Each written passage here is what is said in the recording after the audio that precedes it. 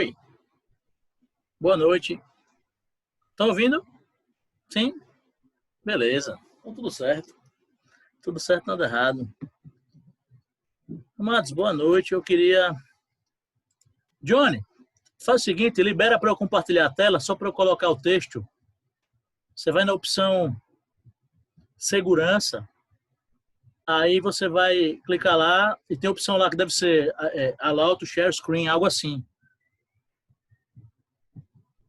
Para eu compartilhar, só para colocar o texto. É Lucas 15.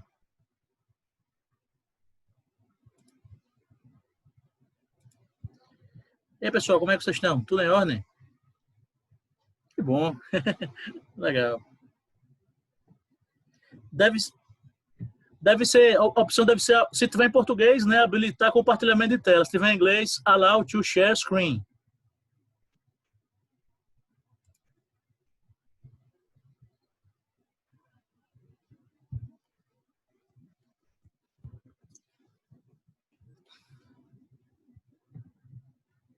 Apareceu aí, é na aba segurança.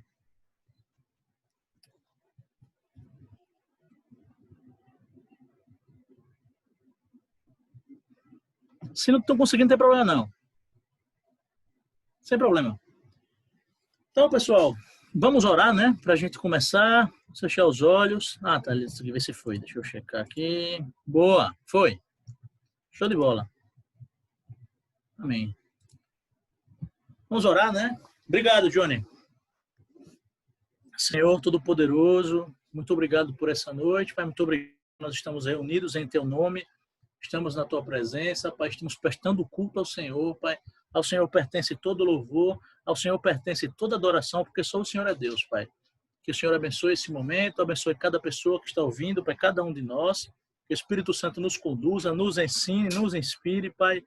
Que toda a mente esteja cativa à obediência de Cristo. A gente receba do Senhor revelação, sabedoria, que seja um momento abençoado, conduzido pelo Teu Santo Espírito, Pai.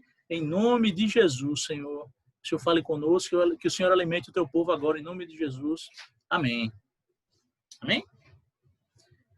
Amados, então, como eu já tinha adiantado, a gente vai trabalhar o capítulo 15, mais especificamente a parábola do filho pródigo.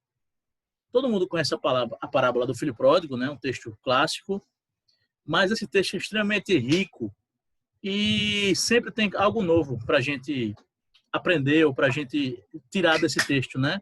Então, o tema da mensagem, se a gente puder intitular, né, dar um título, seria Somos filhos e não servos. Amém, amados? Então, a partir da parábola do filho pródigo, eu queria trabalhar esse aspecto, né, da nossa vida espiritual, né, o fato de nós sermos filhos de Deus e não servos. Amém? Nós não somos filhos de Deus porque nós o servimos. Nós o servimos porque nós somos filhos. Amém, amados? Então, deixa eu compartilhar aqui com vocês o capítulo 15.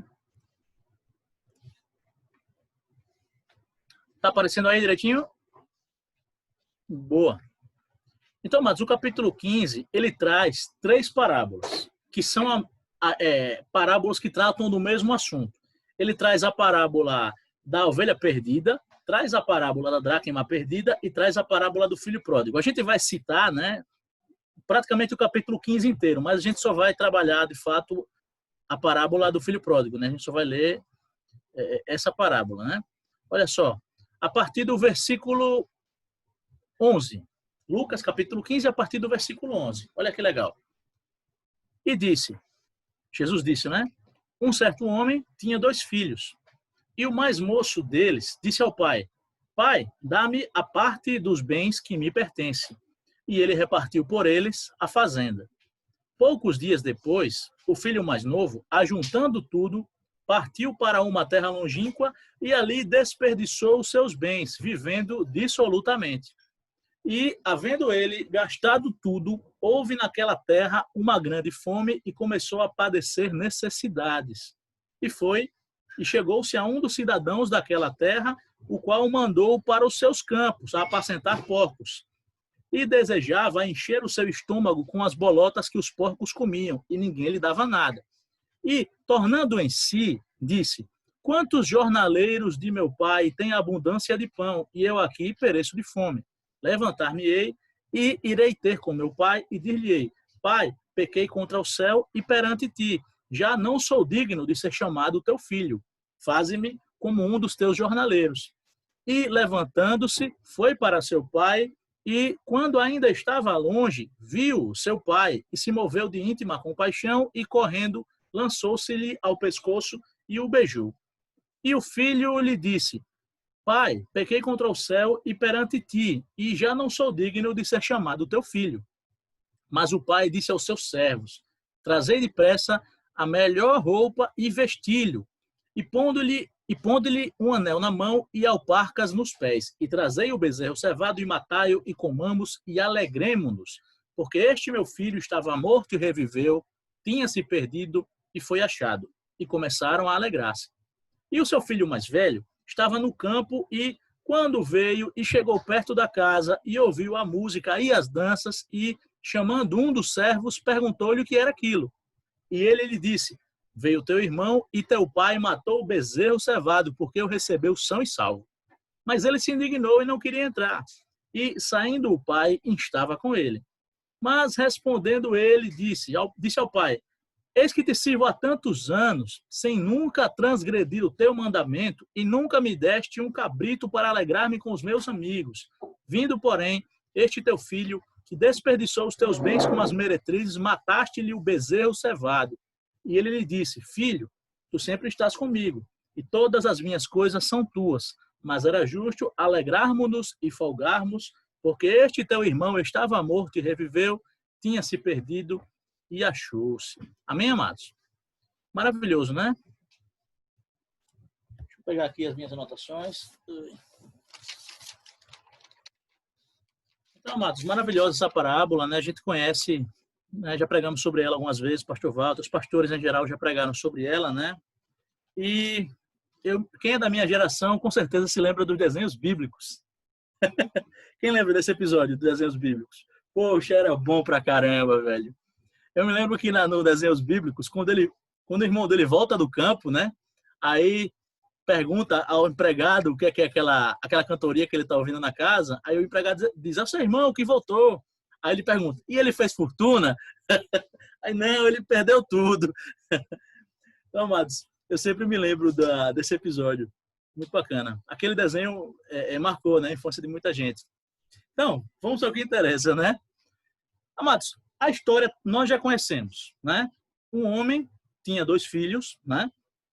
E um belo dia, o mais novo disse ao pai: Pai, me dê a parte que me cabe por herança.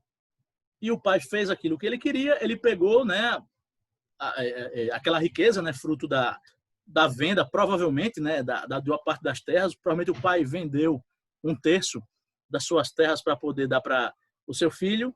E ele foi embora, meteu o pé. E aí a Bíblia diz que ele desperdiçou tudo que tinha, vivendo dissolutamente. Essa palavra pródigo significa exatamente isso. Aquele que vive dissolutamente, aquele que desperdiça, né?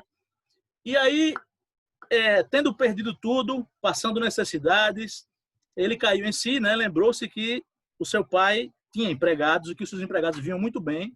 E ele agora, sendo filho, estava longe do pai, estava comendo ou querendo comer, né? Lavagem de porcos.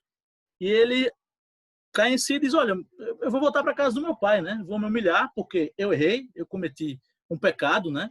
Ele pediu, amados, a herança, o pai estando vivo, né? Não só ele pediu a herança de um pai vivo, quanto ele se afastou do seu pai.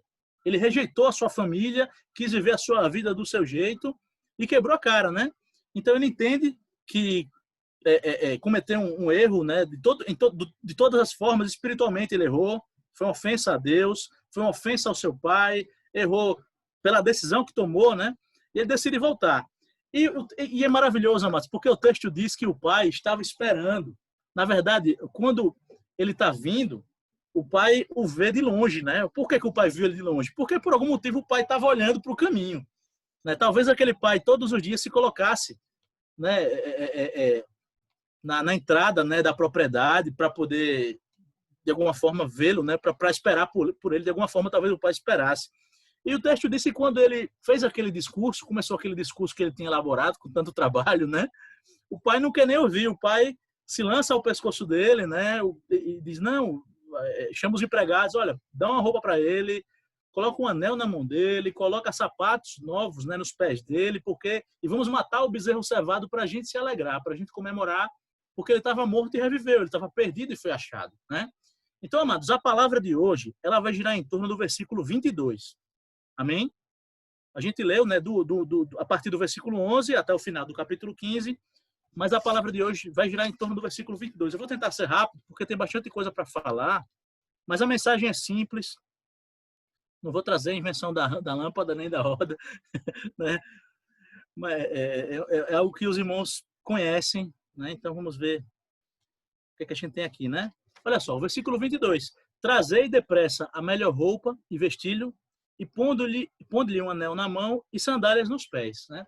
Amados, o pai veste ele com roupas novas, o pai coloca um anel no dedo dele e o pai manda que os empregados calcem sandálias novas nos seus pés, né? Obviamente, ele está vindo da rua, ele está vindo de uma jornada onde ele perdeu tudo, onde ele passou por necessidades, onde ele sofreu bastante, então com certeza ele está vindo praticamente sujo, andrajoso, está parecendo um mendigo, né? É natural colocar uma roupa nova nele, né? É natural botar um anel na mão dele e botar sapatos novos, botar calçados novos. Mas isso tem um significado simbólico muito poderoso.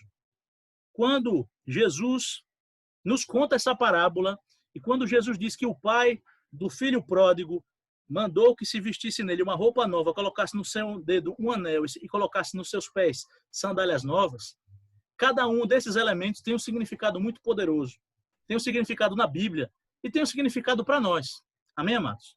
Porque o filho pródigo representa cada um de nós, né? A gente pode pegar essa história e apresentar ela de diversas maneiras e tirar dela milhares de lições.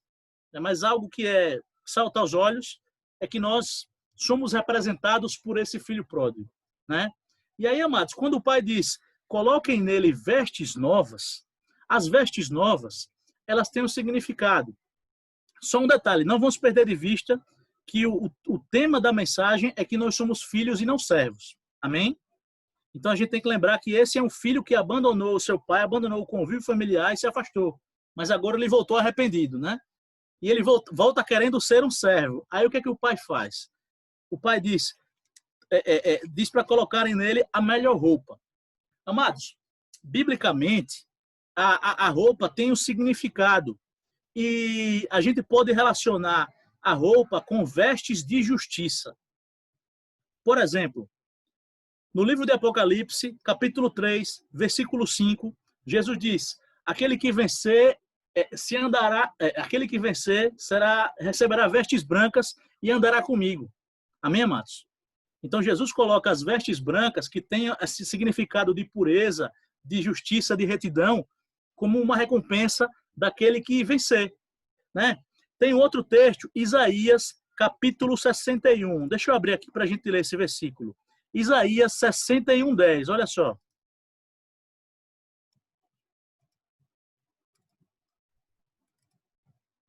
Deixa eu abrir aqui rapidinho. Isaías 61. Tá todo mundo vendo? Olha só, Isaías 61, 10. Regozijar-me-ei muito no Senhor, a minha alma se alegrará no meu Deus, porque me vestiu de roupas de salvação, cobriu-me com o manto de justiça, como um noivo se adorna com um turbante sacerdotal e como a noiva que se enfeita com as suas joias. Amém, amados? Isso é muito legal, porque as roupas, por exemplo, a gente vai celebrar uma festa junina, né? Uma festa de São João. Geralmente o Johnny colocou, né, um chapeuzinho, uma camisa quadriculada, né? A roupa, ela tem um significado. A gente se veste de maneiras diferentes a depender do lugar onde a gente vai. E alguns lugares demandam vestes especiais mais do que outros lugares, né? Aqui, olha que legal. Ele cita o noivo e cita o turbante sacerdotal, cita a noiva, né? E ele usa o termo, me vestiu de roupas de salvação e cobriu-me com um manto de justiça. Amém, amados? Tem outro momento, ainda no livro do Apocalipse, eu não notei essa referência, que também fala, mais uma vez, sobre lavar as suas vestes, e um outro versículo que fala sobre vestir roupas brancas, roupas que simbolizam justiça. Amém? Então, aquele filho que abandonou seu pai, que violou um princípio, né? Que dissolveu o seu patrimônio e que se tornou um mendigo, né? Passando necessidade, passando fome. Quando ele volta para casa arrependido, o seu pai decide que ele deve vestir roupas novas. Essas roupas simbolizam a justiça, porque para nós, amados, espiritualmente falando, nós somos justificados por Jesus. Amém? Nós somos justos, mas nós não somos justos porque nós temos um procedimento impecável. Nós somos justos porque nós somos justificados por Jesus. Amém? Tem um versículo muito bacana, amados. Romanos, capítulo 4, versículo 3. Romanos, capítulo 4, versículo 3, diz que Abraão creu, isso lhe foi imputado por justiça. Amém? Isso é muito bacana, amados. Abraão creu, isso lhe foi imputado por justiça. Esse termo imputado, esse termo tem a ver com ter as suas contas equilibradas, sabe? Quando o texto bíblico diz que Abraão creu no Senhor, isso lhe foi imputado por justiça, isso quer dizer que aos olhos de Deus, ele foi achado justo. Por quê? Porque ele era impecável? Não, porque ele foi justificado pela fé. Então, cada um de nós, amados, nós somos considerados justos porque a nossa transgressão caiu na conta de Jesus. Amém? Então, o nosso pecado, a nossa transgressão foi paga pelo sangue de Jesus. Então, a gente não deve nada. A gente foi justificado pelo sacrifício dele. Amém, amados? Então, nós, como cristãos, estamos aptos a vestir roupas de justiça. Então, nós recebemos simbolicamente essa veste nova, né, que simboliza a justificação que a gente recebe do próprio Deus. Amém, amados? Tá dando para ouvir? Sim, pensam. Então, esse é o primeiro ponto, né? Ele recebe roupas, recebe um anel e recebe a sandália. A gente falou sobre as roupas. Segunda coisa, um anel. Olha que legal. O anel simboliza autoridade. As vestes novas simbolizam a justiça. O anel simboliza a autoridade. Tem alguns versículos que nos revelam isso. Por exemplo, Gênesis capítulo 41, o versículo 42 e 43 falam sobre José, o momento em que José é transformado em governador do Egito. O faraó coloca um anel no dedo de José. O anel simbolizava a autoridade real que o faraó tinha dado para José. E a partir daí, José é apresentado a todo o Egito como governante. Ele só está abaixo da pessoa do faraó e o Egito se ajoelha diante dele. As multidões, o povo egípcio precisa reverenciá-lo, porque ele foi revestido de autoridade. Então, o anel simboliza a autoridade. O livro de Esther, amados, capítulo 8. Eu não estou abrindo todos os textos, porque senão vai levar muito tempo. Tem muitos textos para a gente que eu vou citar, né? Então, eu não estou pedindo para vocês abrirem, nem estou colocando na tela. Um ou outro a gente vai abrir, mas eventualmente vamos só citar muitos deles, né? Então, veja. Capítulo 8 do livro de Esther fala sobre Mardoqueu, que foi honrado pelo imperador da Pérsia. Ele também recebeu um anel nos dedos. O imperador colocou um anel. O imperador perguntou para o seu inimigo, para Ramã, disse assim, olha, o que é que vai ser feito ao homem a quem o imperador quiser honrar? Aí diz, olha, bota uma roupa nele, faz ele andar num cavalo com um arauto diante dele e coloca um anel no dedo dele, né?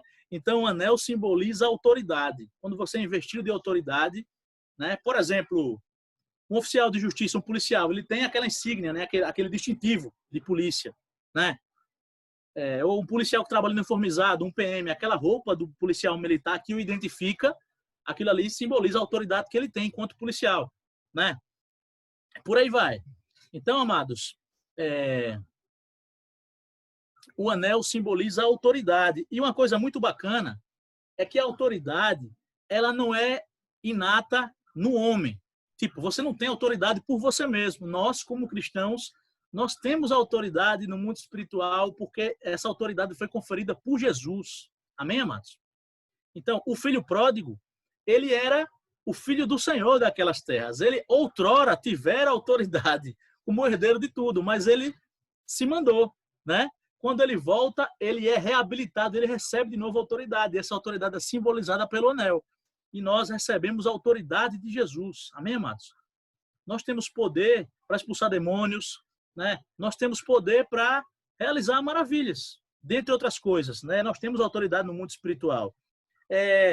Capítulo 1 do Evangelho de Marcos. Marcos, capítulo 1, versículo 22, diz que as pessoas se admiravam do ensino de Jesus, porque ele ensinava com autoridade. Amém? Jesus ensinava com autoridade. Jesus não era como os escribas. E o texto diz, não era como os escribas. Jesus tinha autoridade para pregar. E a nossa autoridade vem dele. E Romanos, capítulo 13. Romanos, capítulo 13, versículo 1, fala, dentre outras coisas, tem mais coisas no versículo 1, mas fala que toda autoridade provém de Deus. Amém, amados? Toda autoridade tem acima de si uma autoridade maior que a legitima. E acima de todos está o Senhor, que é a autoridade sobre toda a autoridade. Amém, amados? Então, a igreja de Jesus tem autoridade que vem do próprio Deus. Nós, como cristãos, nós temos a autoridade de servos do Senhor e de filhos, porque ele nos conferiu essa autoridade. Amém? Então, segundo elemento, né, o anel. O anel simboliza a autoridade. E o terceiro é o mais bacana. Tem mais texto para a gente falar sobre o terceiro. O terceiro são sapatos, no caso, as sandálias, né?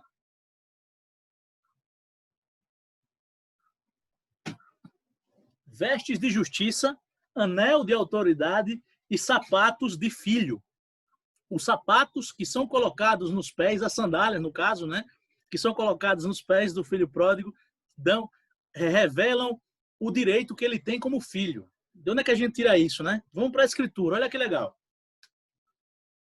Amados, existia um costume, a gente vê isso em vários versículos, eu vou mostrar, né, esses versículos, um costume bíblico, que era o seguinte, descalçar os pés indicava abrir mão de um direito. Descalçar os pés significava abrir mão de um direito. E colocar sapato, em algumas circunstâncias, né, em alguns contextos, significa tomar posse de um direito. Né? Olha só, um texto que todo mundo conhece, capítulo 3 do livro de Êxodo. Capítulo 3 do livro de Êxodo é o momento em que Moisés está apacentando as ovelhas de Jetro, seu sogro, e ele tem uma visão, né? Ele vê uma sarça se consumindo no meio do nada, no meio do deserto, né? Na verdade, no pé do monte, né? E a sarça se consome, mas não ela queima, mas não se consome. E ali é uma visão que ele tem com Deus. É o momento em que Moisés tem um encontro com Deus. E Deus fala para ele, Moisés, tira as sandálias dos pés, porque estás em terra santa. Como diziam meus amigos, né? Moshe, Moshe, Eres, Codó. Brincadeiras à parte, né? Moisés, tira a sandália dos pés, porque estás em terra santa. Eu vou voltar para Moisés. Vamos ler outros versículos. Depois eu vou explicar melhor essa questão de Moisés descalçando os seus pés, né? Olha só. Livro de Ruth, capítulo 4. Livro de Ruth, capítulo 4, versículo 7 e versículo 8. É o seguinte. Ruth era uma moabita que era nora de uma mulher chamada Noemi. Noemi era casada com um homem chamado Elimeleque e eles eram de Belém. Só que eles acabaram, num dado momento, abandonando Belém e indo para o país de Moabe. Foram Elimeleque com Noemi e os seus 2 filhos, Malom e Quilion. E esses 2 filhos casaram com 2 moças moabitas, só que depois que os anos foram se passando, e acabou que morreu Elimeleque e morreram os seus 2 filhos, de modo que ficou Noemi viúva com 2 noras viúvas. Uma das noras abandonou Noemi e voltou para a vida com os moabitas. E Noemi decidiu voltar para sua terra, voltar para Israel, e a sua nora Ruth decidiu ir com ela. Noemi tinha dito, olha, eu sou uma mulher viúva, não tenho mais filho para lhe dar, você não vai ganhar nada estando comigo, volte para os seus deuses, como fez a sua colega lá. Ela diz, não, a minha vida está ligada à sua, e o seu Deus é o meu Deus, e o seu povo é o meu povo. Né? Então, Ruth adentra em Israel junto com Noemi. O que isso tem a ver com descalçar os pés? Né? É o seguinte, as terras que tinham sido de Elimeleque, né, o marido de Noemi, elas tinham sido vendidas. Eles foram embora e eles perderam aquelas terras. De modo que agora, ao voltar, viúva e sem filhos, para Israel, ela não tem nada, né? Só que a lei de Israel dizia o seguinte: essas terras que eles venderam, essas terras que eles perderam, elas podem ser recuperadas por alguém da família, que é a figura do remidor. O remidor é uma pessoa próxima que pode comprar de volta essas terras que foram dela para restituir para a família, né?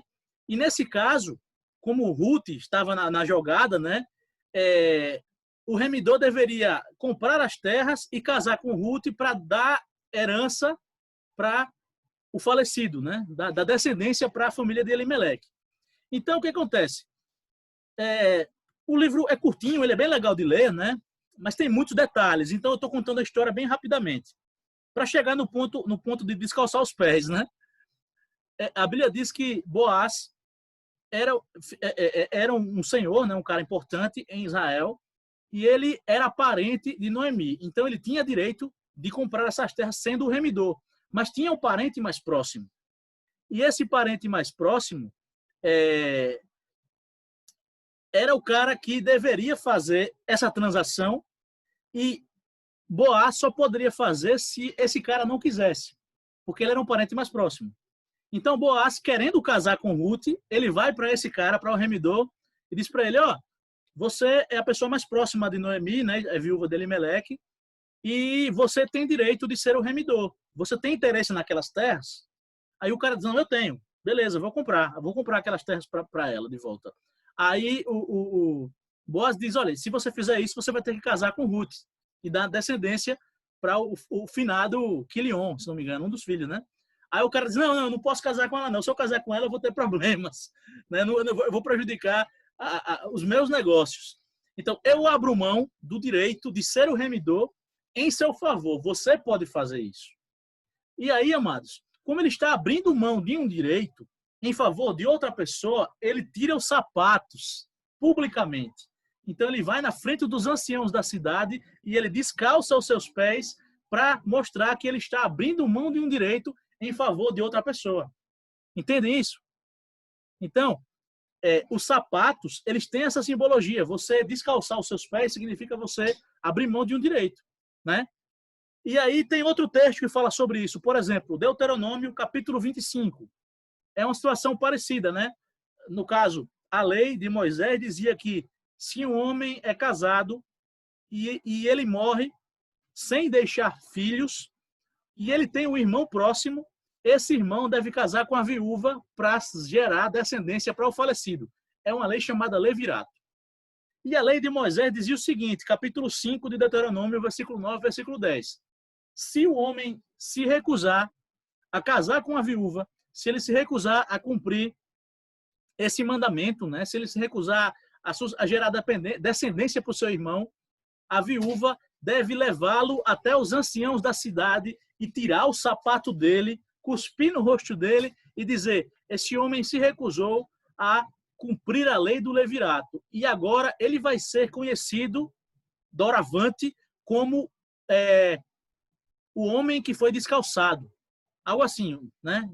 Em outras palavras, né? Então, amados, uma vez que ele se recusou, né, a cumprir o mandamento, ele é descalçado, ele é desonrado, ele perde um direito, né? E a gente tem outro texto, também bastante conhecido, um texto muito bonito, Josué, capítulo 5, finalzinho do capítulo 5, versículo 13, 14 e 15. A Bíblia diz que Josué, antes de atacar Jericó, ele teve uma visão. Ele viu um anjo com a espada desembainhada. E quando ele viu aquele anjo, ele perguntou: você é dos nossos ou você é dos nossos inimigos? E o anjo responde: não, nem uma coisa nem outra. Né? Ele diz: não, eu sou o comandante do exército do Senhor. E aí, quando Josué entende que ele é um anjo de guerra, né, o comandante do exército do Senhor, ele diz: o que é que você tem para me dizer? Né? E o anjo diz: tire as sandálias dos seus pés. Amém, amados? Então, veja, Josué e Moisés se encontraram com Deus, em outras palavras, né? Foram comissionados por Deus para uma grande missão e eles tiveram que descalçar os seus pés. Por quê? Eles estavam em Terra Santa. Mas o que santificava o lugar não era o lugar em si, era o fato de Deus ter se manifestado ali. Amém? E eles descalçam os pés porque é o seguinte, uma vez que eles estão sendo comissionados por Deus para uma missão, e Deus há de abençoá-los e ser com eles, eles estão abrindo mão de tudo para servir a Deus. Eles estão abrindo mão dos seus direitos, eles estão abrindo mão da sua vontade em favor da missão e em favor de devotar a sua vida a seguir esse Deus. Amém, amados? Então, descalçar os pés tem esse significado, você abrir mão de direitos. E aí Moisés se torna líder do povo na libertação da escravidão no Egito, né? Na entrada em Canaã, e Josué se torna líder do povo na conquista da terra prometida. Amém? E a gente vê também, a gente tem esses dois grandes exemplos, né? Esses homens que estão abrindo mão da sua vida, né, em favor da obra de Deus, e a gente tem esses dois outros exemplos que eu mostrei, né, no livro de Ruth e no livro de Deuteronômio, né, que mostra situações práticas do dia a dia, pessoas abrindo mão de direitos e, simbolicamente, elas têm os seus pés descalçados. Amém, amados? Então, esse é o terceiro ponto. Primeiro ponto, vestes de justiça. Segundo ponto, o anel de autoridade. Terceiro ponto, o sapato do filho. Quando o pai diz, coloquem nele sandálias nos seus pés, simbolicamente, ele está restituindo para o seu filho os direitos de filho, a posição que ele tinha como filho. Ele tinha perdido tudo, né, vivendo dissolutamente, ele tinha perdido tudo quando ele toma a decisão de se afastar do seu pai, né? Mas agora, arrependido, quebrantado, humilhado, ele é reabilitado.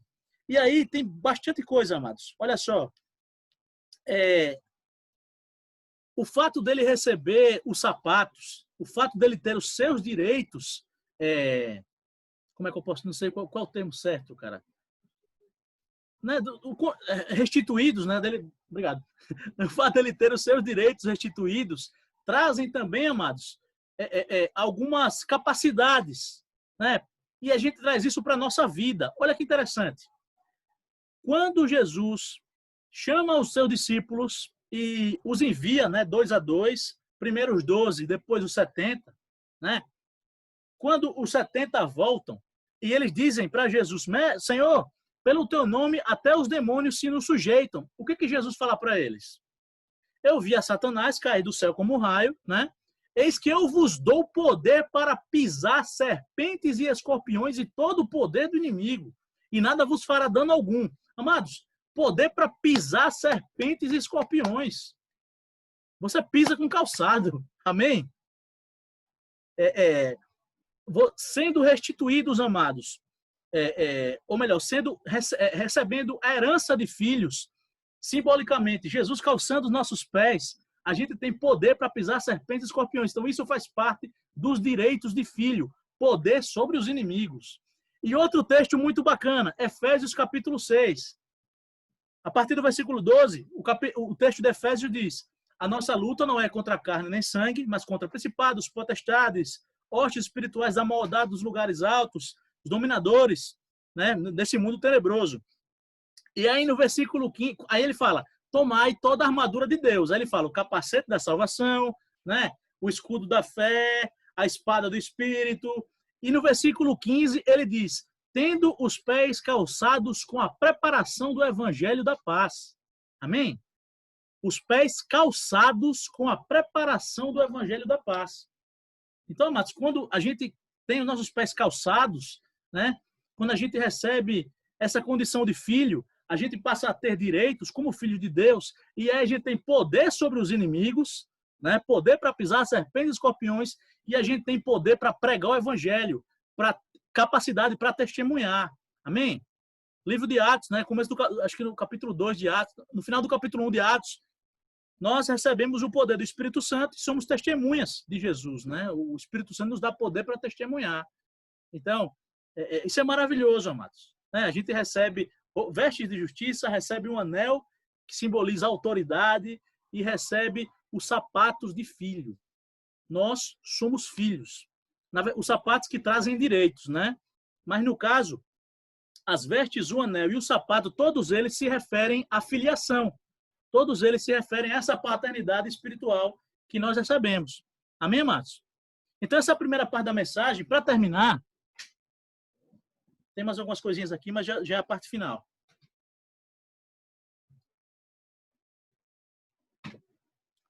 Olha que legal. Esse texto, amados, é maravilhoso. O capítulo 15 de Lucas, ele é maravilhoso, né? A parábola do filho pródigo, ela é muito rica, ela tem muita coisa. E a gente não pode deixar de falar do outro filho, né? A reação que o filho mais velho tem ao receber a notícia de que seu irmão voltou e que o seu pai está fazendo uma festa para ele, né? Vamos voltar para o texto. Olha que legal. Deixa eu voltar aqui para...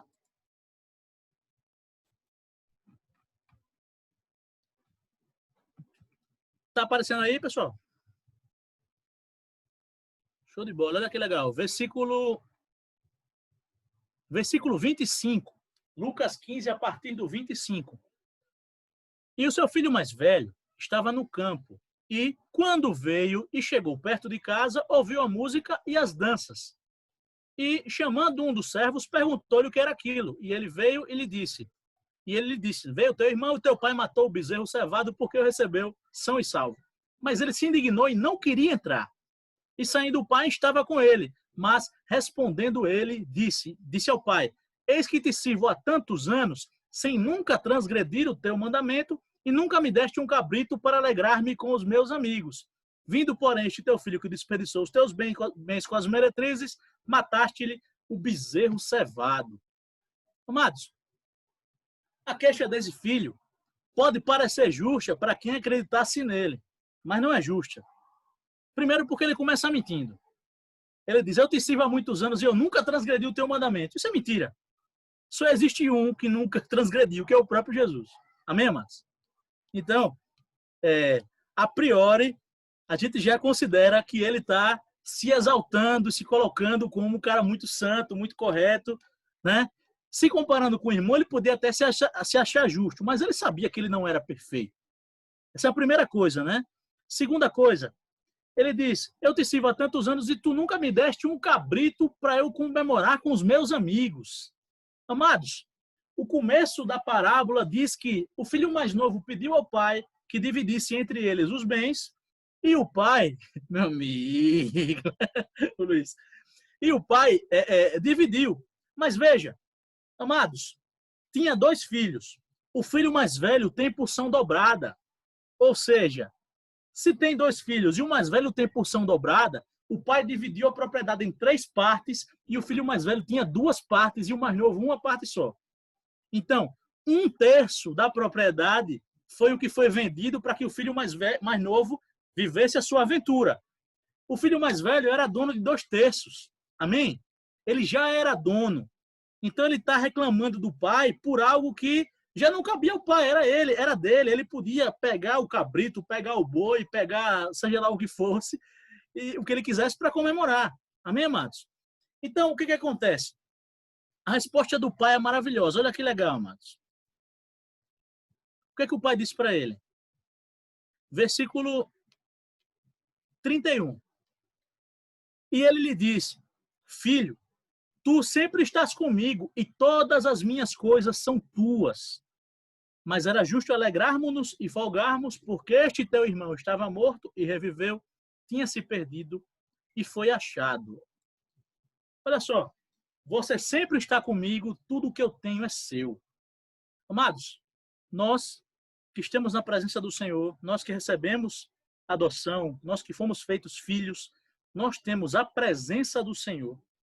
E tudo que o Senhor tem é nosso. Amém? A Bíblia diz, amados, que nós somos herdeiros com Cristo. Desculpa, herdeiros de Deus e co-herdeiros com Cristo. Amém?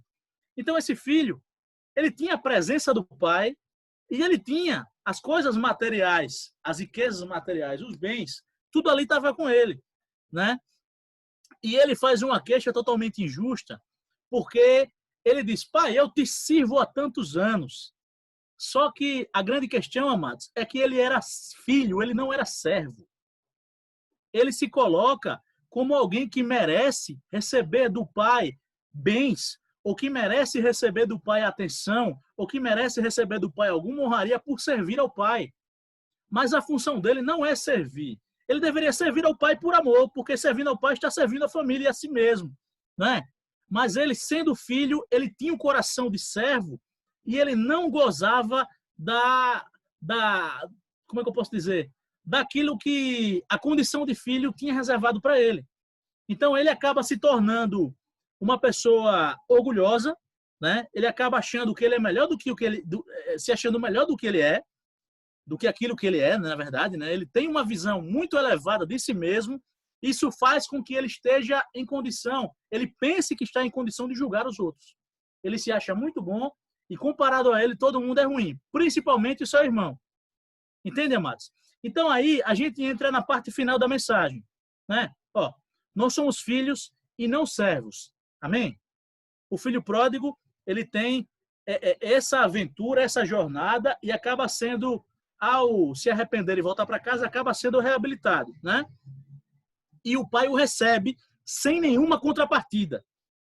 O pai o recebe e o aceita sem nenhuma contrapartida, a não ser o arrependimento, né? Mas o filho mais velho não gosta disso. Então, amados, a gente tem aqui um tema que é muito caro à fé cristã, que é a questão, amados, de oposição entre graça e obras. E esse é um dos temas do capítulo 15. O capítulo 15 inteiro trata do mesmo assunto. Como é que começa o capítulo 15? O capítulo 15 começa quando Lucas escreve assim, ó, os fariseus vendo que Jesus... Ó, vamos ler o comecinho do capítulo 15, para não usar os termos errados e para ficar bem claro, né? Olha que legal. Versículo 1. E chegavam-se a ele todos os publicanos e pecadores para o ouvir. E os fariseus e os escribas murmuravam, dizendo, este recebe pecadores e come com eles. E ele lhes propôs esta parábola, dizendo... Aí ele vai contar, amados, a parábola da ovelha perdida. Então, veja, os fariseus se queixam, eles dizem de Jesus, esse cara recebe pecadores e come com eles. Isso é crente nada, isso é profeta nada, né? Então, Jesus conta essas 3 parábolas para responder a essa acusação. A acusação de que estava incorrendo em pecado por receber pecadores. Amados, glória a Deus, Jesus receber pecadores. Porque aí ele recebe a mim e a você. Amém, amados? Se Jesus não recebesse os pecadores, ai de nós, né? Se ele não aceitasse. Agora, amados, nós não somos mais pecadores. A nossa condição é de pessoas que foram redimidas, que foram lavadas, que foram reabilitadas e que foram justificadas. Amém? Então, nós somos santos. Mas a humanidade, as pessoas do ponto de vista natural, sem o encontro com Deus, sem o ato de redenção, elas eram pecadoras, todas elas são pecadoras, né? Então, o fato de Jesus receber os pecadores, de Jesus comer com os pecadores, é motivo de grande alegria para nós, porque revela o seu caráter misericordioso, revela o seu amor e revela que o alvo da obra redentora de Jesus somos nós. Amém? Isso é maravilhoso, amados. A obra redentora de Jesus tem como alvo a humanidade, cada um de nós, eu e você. E aí, voltando para a questão de obras e graça, né? Então, os fariseus que criticavam o Senhor Jesus, qual era a lógica deles? Ó, nós somos religiosos, né? Nós somos dizimistas, por exemplo, né? Como o fariseu da parábola do fariseu e publicano. Nós conhecemos a Escritura, nós oramos, então nós conhecemos a Deus, ou nós temos direito a uma aliança com Deus, ou uma vida com Deus. Esses pecadores não. Então, esse cara que se diz profeta, esse cara que faz curas, que faz milagres, que está tentando ensinar para as pessoas sobre o reino de Deus, esse cara não devia estar com eles, com os pecadores. Nós é que somos justos. Entende, amados? Essa é a mentalidade do filho mais velho. Eu estou há tantos anos com meu pai, eu sirvo meu pai há tantos anos, e meu pai fez uma festa para aquele outro lá que desperdiçou a sua fortuna, né? Então, a mentalidade do fariseu, que é a mentalidade do religioso. Achar que a bênção de Deus, o amor de Deus, a presença de Deus é resultado do seu mérito ou daquilo que você faz. Não, amados. É por isso que Jesus recebia os publicanos e as meretrizes, né? Porque Jesus, ele revela o caráter de Deus que é justo, que é misericordioso e que é gracioso. Então, a obra redentora de Jesus, ela tem como motor a graça. Não sei se o termo correto seria o motor, né? Mas vocês entenderam. A graça, amados, é imprescindível, pois pela graça sois salvos por meio da fé. Então, a graça é favor imerecido. A graça é um dom que você recebe. A graça não é porque você trabalhou bastante, não é porque você é muito capaz, não é porque você é muito esperto. Quando o filho pródigo retorna para a casa do seu pai quebrado, andrajoso, esquálido, eu me lembrei de um texto, Wesley, do Fernando Sabino. Lembra do Fernando Sabino? Fernando Sabino é um escritor gaúcho que morreu tem alguns anos, mas ele aparecia sempre nos livros didáticos, aquele livro de escola de criança, né? Aí tem os textos lá, as crônicas, e tem o texto do Fernando Sabino. Então, eu aprendi essa palavra, acho que na 4ª série, esquálida, a primeira vez que eu uso na minha vida. Então, amados, quando o filho pródigo chega quebrado na presença do pai e está disposto a se submeter à condição de servo, abrindo mão do seu direito de filho, porque ele entende que está em pecado, mas ele quer se reabilitar por meio do arrependimento, o pai o recebe, amados, e o reabilita. O pai não diz, não, você vai trabalhar bastante para mim, para você, né, fazer dinheiro, porque já que você desperdiçou 1/3 dos nossos bens, você vai ter que trabalhar bastante para fazer dinheiro. Não. Nem o pai diz, não, você vai ficar aqui 6 meses, eu vou ver o seu procedimento para depois. Não, amados. Vejam, ele diz, quantos empregados do meu pai têm abundância de pão e eu estou passando fome? Amados, ele quer voltar como servo, mas o pai não admite recebê-lo como servo porque ele é filho. Amém, amados? Ele é reabilitado quando ele se arrepende e ele está disposto a abrir mão da condição de filho sendo um servo, sendo um trabalhador assalariado. Isso é que é maravilhoso. Mas o pai o recebe como filho e ele é reabilitado. Amém, amados? E aí entra, né, as vestes de justiça, entra o anel, entra o sapato, né, os calçados. Para terminar, amados, então Jesus ele recebe aquele questionamento dos fariseus, né, dos religiosos, criticando Jesus por Jesus comer com publicanos e com meretrizes, e Jesus conta essas 3 parábolas. Olha que interessante.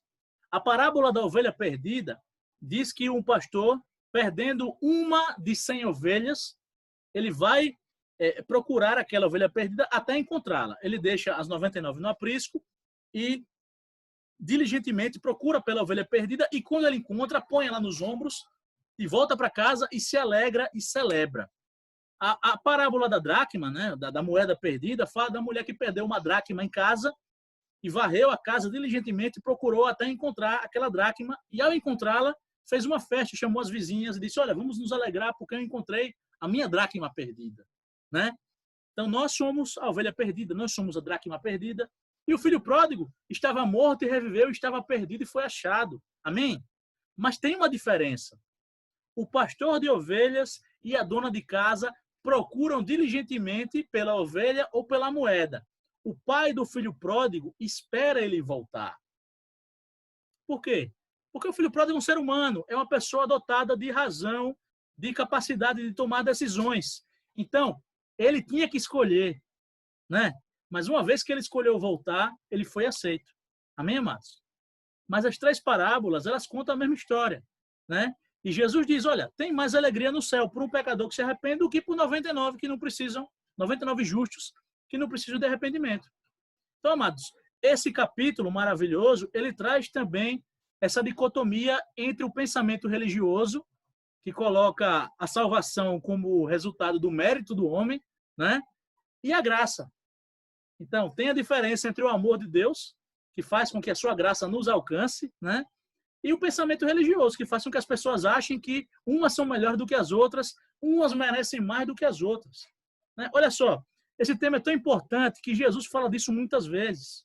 Por exemplo, ainda no Evangelho de Lucas, todo mundo conhece, eu citei nesse instante, né? A parábola do fariseu e do publicano. 2 homens subiram ao templo para orar. Um era fariseu e o outro era publicano. Um era um religioso, participante de um grupo respeitado, né? E o outro era um cobrador de impostos, era um cara desvalorizado pela sociedade, era um traidor da sua causa nacional, por assim dizer, né? E o texto diz, amados, que o fariseu orgulhosamente orava em voz alta, dizendo, Senhor, eu te dou graças, porque eu não sou como esses caras aí. Eu sou melhor que os outros, né? Olha, eu jejuo, eu oro, eu sou dizimista, eu não sou que nem esse publicano aí, esse verme.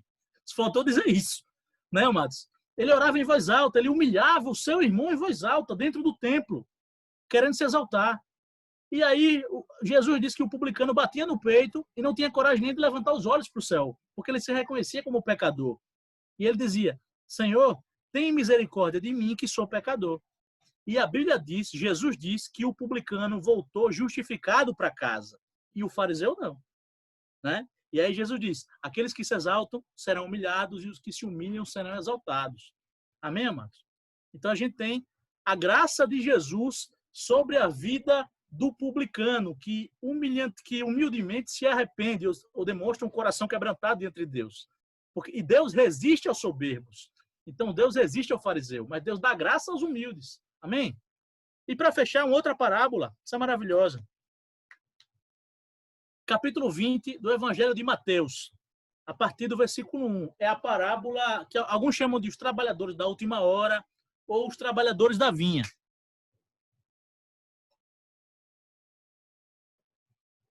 Eu vou encerrar, viu?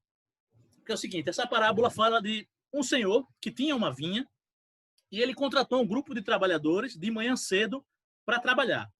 Esse grupo de trabalhadores começou a trabalhar, né?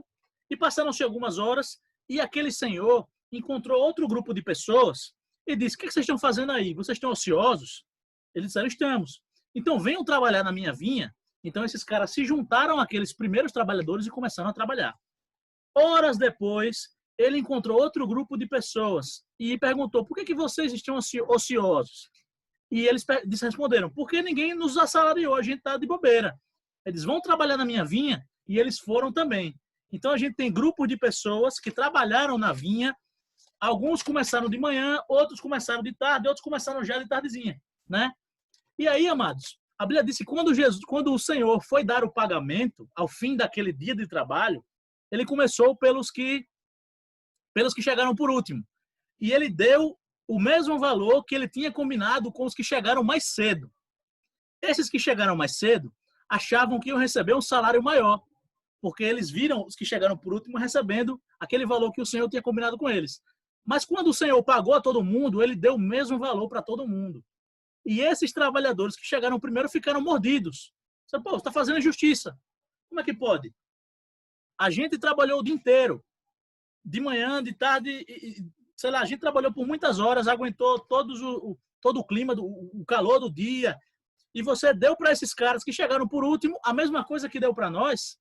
Aí o Senhor responde, amigo, não te faço agravo. Eu não combinei com você esse valor?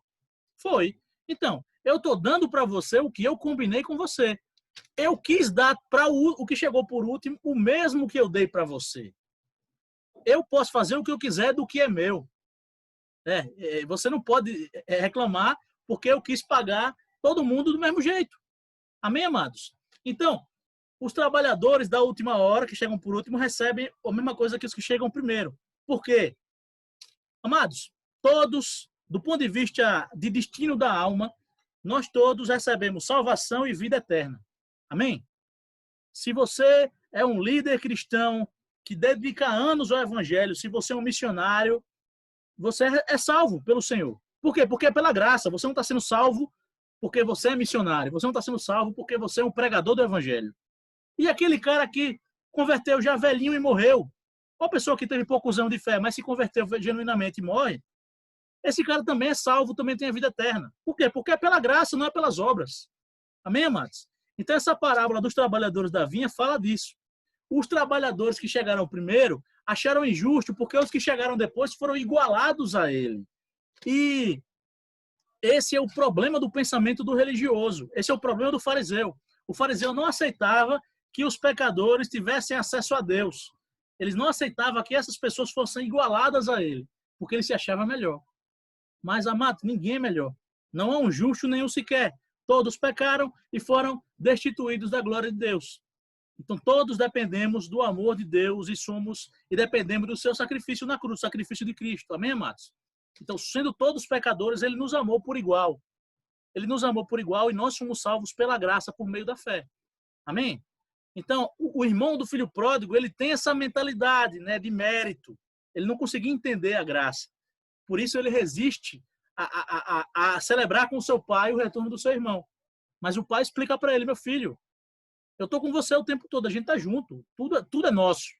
Né? Mas o seu irmão, agora que ele aprendeu, agora que a ficha caiu, ele estava morto, agora reviveu, ele estava perdido e foi achado agora. Amém, amados? Então, para fechar, tem umas palavras que eu anotei aqui, só para não... Mas tinha bem mais coisa para ler, mas eu vou terminar, viu? Só lembrando, palavra inicial, né? Nós somos filhos e não servos. Nós servimos porque somos filhos. Amém? Nós servimos a Deus por amor, né? Mas a gente não é filho porque serve, é o contrário.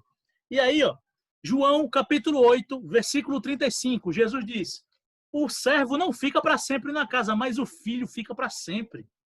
Amém, amados? Essa palavra é maravilhosa, porque ela fala a cada um de nós. Nós somos filhos. O servo não fica para sempre na casa, mas o filho fica para sempre. Gálatas capítulo 4, versículo 7. Paulo escreve aos Gálatas e Paulo diz, olha, vocês já não são servos, vocês são filhos. Né? E vocês são filhos e herdeiros. Amém? Gálatas 4, 7. Somos filhos e somos herdeiros. E João capítulo 15, versículo 15. Jesus fala para os apóstolos, ó, não vou chamar vocês mais de servos, eu vos chamo de amigos. Vocês não são mais meus servos, né? Então, mas nós não somos, do ponto de vista espiritual, servos de Deus. Nós somos servos, todos somos servos, mas nós, antes de tudo, somos filhos. Amém, amados? E quando a gente entende que é pela graça, isso é muito importante, amados. O entendimento da graça, ele muda uma chave na nossa mente. Quando você compreende a graça de Deus, tudo muda.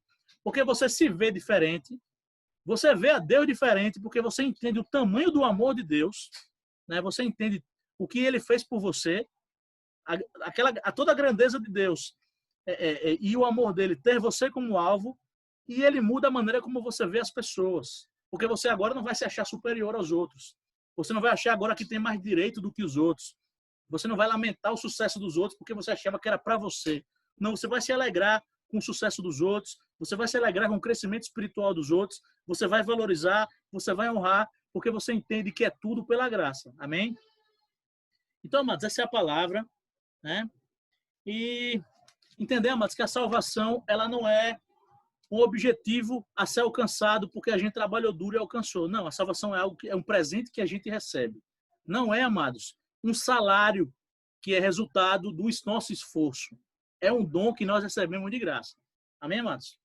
Então, somos filhos, recebemos vestes de justiça, tem um anel no nosso dedo que simboliza a autoridade espiritual e nós temos direitos como filho e o entendimento que precisamos ter sempre, que é tudo pela graça. Amém, amados?